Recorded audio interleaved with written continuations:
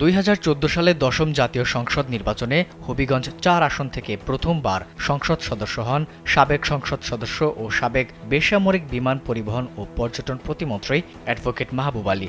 এরপর 2018 সালে বিতর্কিত নির্বাচনেও একই আসনে এমপি হন তিনি।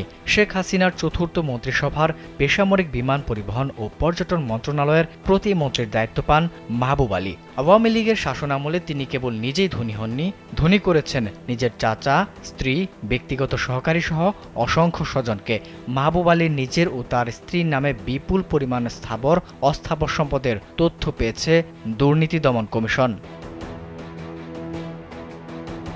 মাহবুব আলীর বিরুদ্ধে সবচেয়ে বড় অভিযোগ, তিনি ধর্ষণ, খুন, অপহরণ সহ স্পর্শকাতর কোনো মামলার আসামিকে বিশেষ সুবিধা দিতে মামলা প্রতি থানা থেকে 20,000 টাকা করে সালামি নিতেন।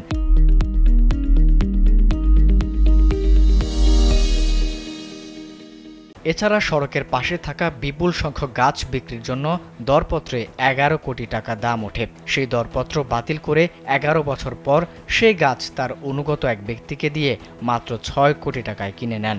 এছাড়া পুকুর খাল ভরাটের অর্থ এবং পৌরসভার খাস জমি দখলেরও অভিযোগ রয়েছে তার বিরুদ্ধে। সম্প্রতি দুদকের গোয়েন্দা শাখা থেকে পরিচালিত অনুসন্ধান প্রতিবেদনে এসব তথ্য উঠে এসেছে।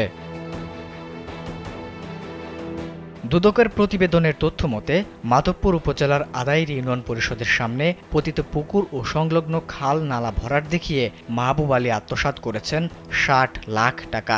নিজস্ব লোক দিয়ে করা কমিটির মাধ্যমে তিনি কোনো কাজ না করেই এই অর্থ তুলে নেন। ক্ষমতার অপব্যবহার করে মাধবপুর বাজারে প্রথমে 5% ও পরে আরও 8%, মোট 13% খাস জমি দখল করে অবৈধভাবে 3 তলা ভবন তৈরি করেছেন, যার বর্তমান মূল্য 10 কোটি টাকা। এছাড়া মাহবুব আলীর স্ত্রীর ব্যাংক হিসেবে প্রচুর পরিমাণ নগদ টাকা ও নবীগঞ্জ রিসোর্টে মালিকানা থাকার কথা উল্লেখ রয়েছে। দুদকের গোয়েন্দা প্রতিবেদনের তথ্য অনুযায়ী মাহবুব আলী সংসদ সদস্য হওয়ার পর থানা থেকে প্রতি মামলায় 20,000 টাকা করে সালামি নিতেন। এই টাকা উত্তোলনের দায়িত্ব ছিল পিএস বিল্লাল ও থানার কয়েকজন অসাধু কর্মকর্তার উপর। তথ্যমতে মাধবপুর থানায় মাহবুব আলীর টাকা আদায়ে সহযোগী ছিলেন উপপরিদর্শক মোমেন, যিনি প্রায় 16 বছর একই থানায় থেকে থানার প্রায় 70% মামলার তদন্ত নিয়ন্ত্রণ করতেন। মাহবুব আলী সংসদ সদস্য থাকাকালে মাধবপুর চুনারু ঘাটে শতাধিক গুম, খুন, অপহরণের ঘটনা ঘটেছে। এসব মামলায় আসামিদের বিশেষ সুবিধা দিয়ে হাতিয়ে নিয়েছেন মোটা অর্থ। এদিকে মাহবুব আলীর চাচা হেলাল মিয়া মাধবপুর বাজারে ছোট্ট একটি ওষুধের দোকান চালাতেন। মাহবুব আলী এমপি ও প্রতিমন্ত্রী থাকার সুযোগে তিনি কোটি কোটি টাকার মালিক বনে গেছেন। জানা গেছে, স্থানীয় মাদক কারবারি পঙ্কজ সাহাকে দিয়ে বালু তোলার সুযোগ করে দিয়ে তারা কোটি কোটি টাকা হাতিয়ে নেন।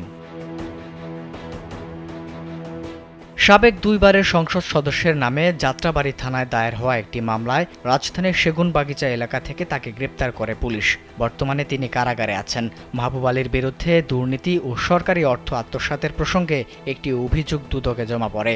অভিযোগটি আমলে নিয়ে প্রাথমিক অনুসন্ধান শেষে তদন্ত কর্মকর্তা নিয়োগ দিয়েছেন কমিশন।